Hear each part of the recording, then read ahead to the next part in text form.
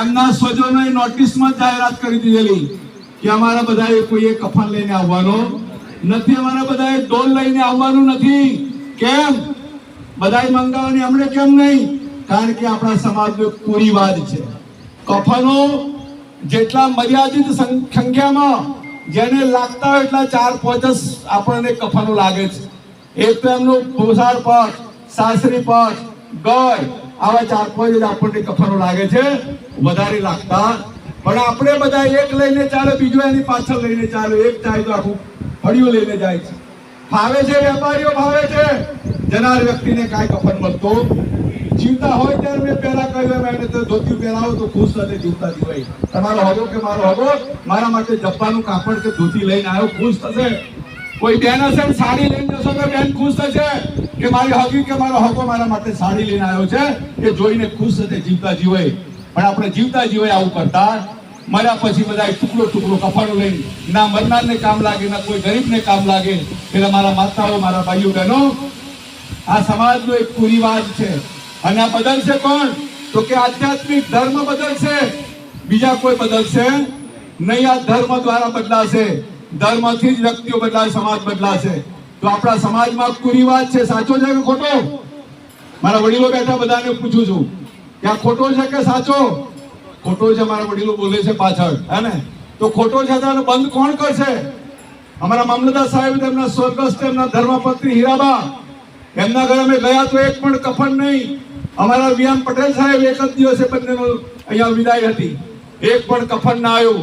એમને એ દિવસે અગ્નિ સંસ્કાર પણ ઘી, કોપરું અને કપૂરથી અગ્નિ સંસ્કાર કરવામાં આવ્યો. આપણા ઘરે તો આપણા સ્વજનો ઘણું મૂકીને જાય તો એ ઘણા લોકો 10 લીટર કેરોસીન લાવે, પેટ્રોલ ને ડીઝલ લાવી અને પોતાના સ્વજન અગ્નિ સંસ્કાર કરે. ખરેખર ખોટું છે કે નહીં? આપણો સ્વજન બધું મૂકી જાય તો ઘી લાવવું જોઈએ કે નહીં? કોપરું લાવવું જોઈએ, કપૂર લાવવું જોઈએ કે નહીં? એનો અંતિમ સંસ્કાર પણ સન્માન સાથે થવો જોઈએ ભાઈઓ બહેનો. પણ આવું આપણે કરતા નથી, કારણ કે આપણને આવી વાતો પણ કોઈએ બતાવી નથી. ચાલતી આવી ચલતી આવી છે, આપણું બદલાતું જ નથી, હે ને? બધા ચાલ્યા ચાલે પાછળથી પીછેથી ચલતી આવે છે, હે ને? પેલા એક ગામની અંદર કોઈ નવા જુવાનિયાનું લગ્ન થયું છે સાહેબ. લગ્ન થયેલું અને થોડા 1 મહિના પછી એને સાસરીમાં જવાનો વિચાર થયો કે લાવો સાસરીમાં જાઉં. એના સસરા નતા, એની સાસુબા એકલા હતા. એટલે પહેલી વાર સાસરીમાં જવાનું એટલે બરાબર બળી ઠણી જવું પડે ને, દેખાવ તો કરવો પડે, હારીમાં વટ પડવો જોઈએ, હે ને?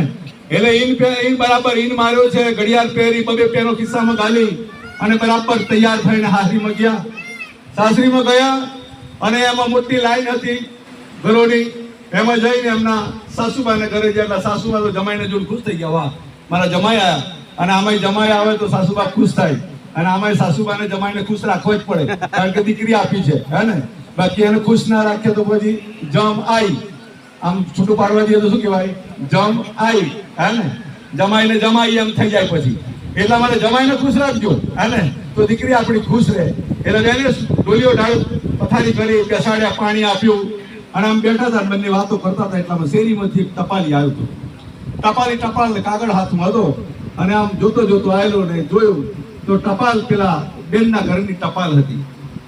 એટલે પેલા બેનને આપ્યું કે લો બેન, તમારે કોઈ કાગળ આવ્યો છે. હવે બેન થોડા અપણ હતા, ભણેલા નતા, કારણ કે આમે આપણે ગામડાના બેનો પેલા કોઈને આવું શિક્ષણ મળતું નતું, એટલે અપણ હતા. પણ બેનને એમ થયું કઈ વાંધો નહીં, હું તો અપણ પણ મારા જમાઈ આવ્યા છે ને, આજે જમાઈ તો ભણેલા છે, ઇન્પીન મારેલો, ઘડિયાળ પહેરી, 2 પેનો છે, એટલે જમાઈ તો ભણેલા છે, એટલે જમાઈ ના લો. એટલે જમાઈને કાગળ આપ્યો. એટલે જમાઈ જરા અમારી ટપાલ આવી જરા વાંચો ને શું છે અંદર. એટલે જમાઈ કાગળ ખોલ્યો અને જમાઈ આમ જોવે બધું. એટલે 2 મિનિટ થઈ, 3 મિનિટ થઈ, જમાઈ તો અંદર જોયા કરે અને 5 મિનિટ 10 મિનિટ થઈ, જમાઈ તો રડવાનું ચાલુ કર્યું. જમાઈ રડવાનું ચાલુ કર્યું, કશું બોલ્યા નહીં, કાગળ જોતા જોતા. એટલે સાસુબાને એમ થયું કે મોનું ના મોનો, પણ આપણા હગામાં અડીને કોઈક મરી ગયું છે એટલે મારું જમાઈ રડે. એટલે પૂછવાનું મેલી નીચે બેસી ગયો, પોક મેલી એમને રડવાનું ચાલુ કરી દીધું.